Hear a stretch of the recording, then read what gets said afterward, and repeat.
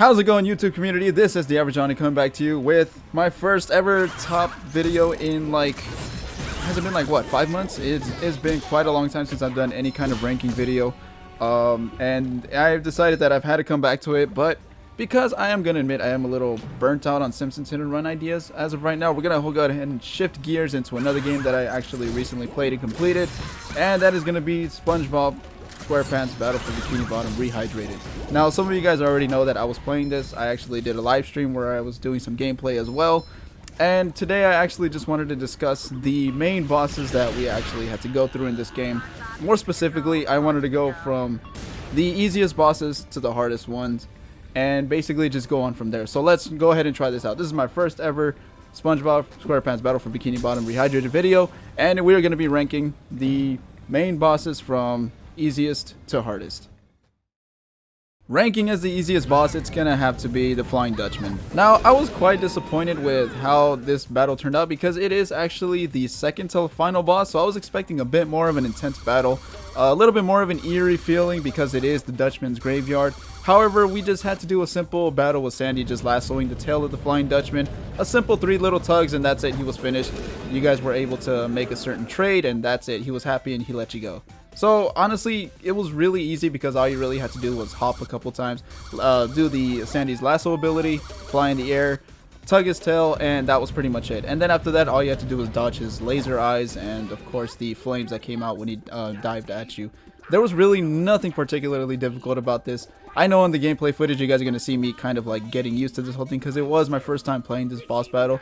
But other than that, there was really nothing that challenging about it, and like I said, I was actually quite disappointed with how short this battle really was. But nonetheless, it was still very fun, and it's going to be ranked as the easiest boss battle. Coming up next on the list, it's going to be the Prawn boss battle from the Mermaid Lair.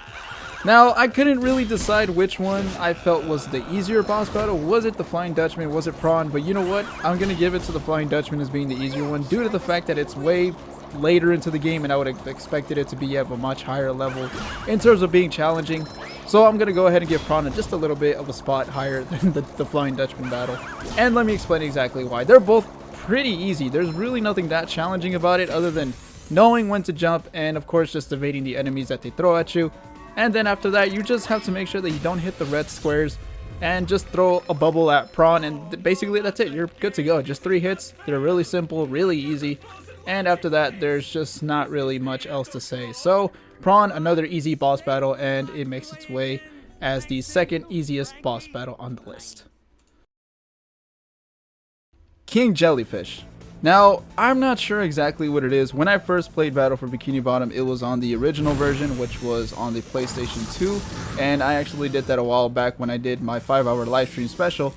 And when I came across this battle, it was actually much more easier on the original version. However, in this rehydrated version, I don't know what it was about it, but I did have some trouble getting used to it the first couple of jumps when he dives down and he sends out that big shockwave of shock, I guess.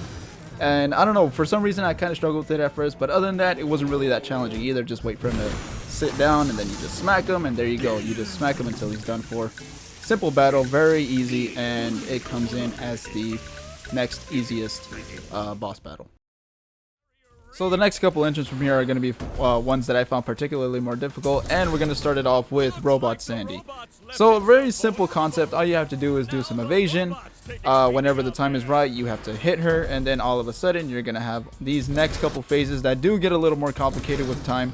But however, it is very manageable. Starting off with SpongeBob is very easy in the first round. Second round, as Patrick, doesn't really get as much difficult either. However, in the third round, you're going to have to be a little bit more careful because Robot Sandy develops this clothesline technique that you do see previously. This time, however, she does a double clothesline, and that's where you actually have to start timing your jumps. Otherwise, you're going to get smacked around, and of course, it's going to lower your health.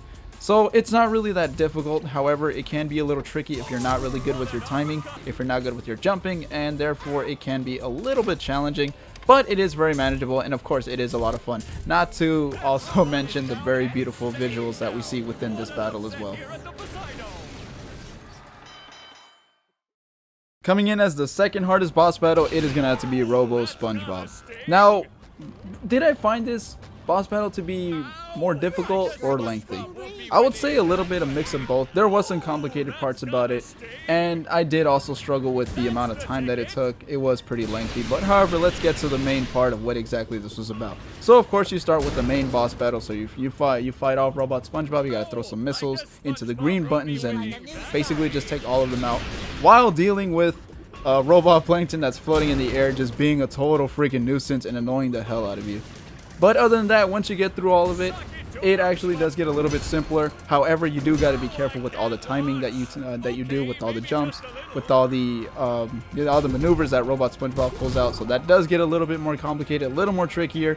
But then after all that, you still have to go into Robot SpongeBob himself. He gets into this gigantic size. Next thing you know, you're inside of him, and now you have to find your way out and destroy all the fuses that were within the, I don't even know what to call them, but they were inside of this area.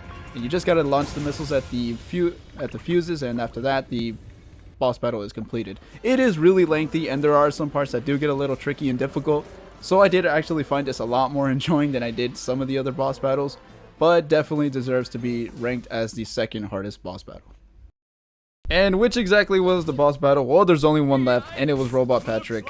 I don't know how, but this boss battle actually gave me some frustration. Definitely way more than all the other battles you go through in the game. Where do I start? You have to evade Patrick's sludge balls and basically wait for him to tire out, so you have the opportunity to smack him, therefore lowering his health. The problem? You are surrounded by what appears to be acid and must evade the objects that Patrick launches at you.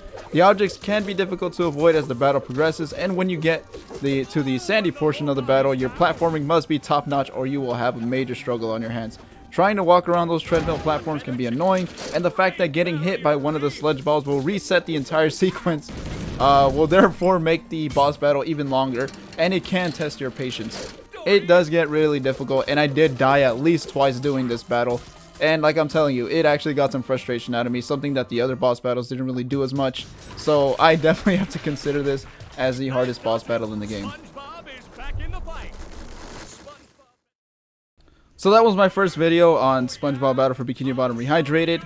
And hopefully, I know it was a very short video because obviously there wasn't much to talk about in terms of boss battles.